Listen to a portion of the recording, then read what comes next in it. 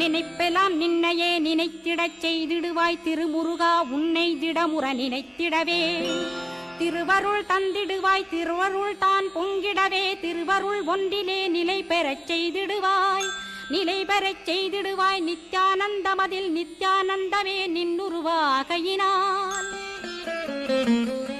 அத்வையானந்தத்தில் இமைப்பொழுது ஆழ்த்திடுவாய் ஞான பண்டிதா நான்மறை வித்தகா கேள் ஸ்கந்த குருநாதா கேள்மை பொருள் காட்டி மேன்மை அடைந்திடச் செய்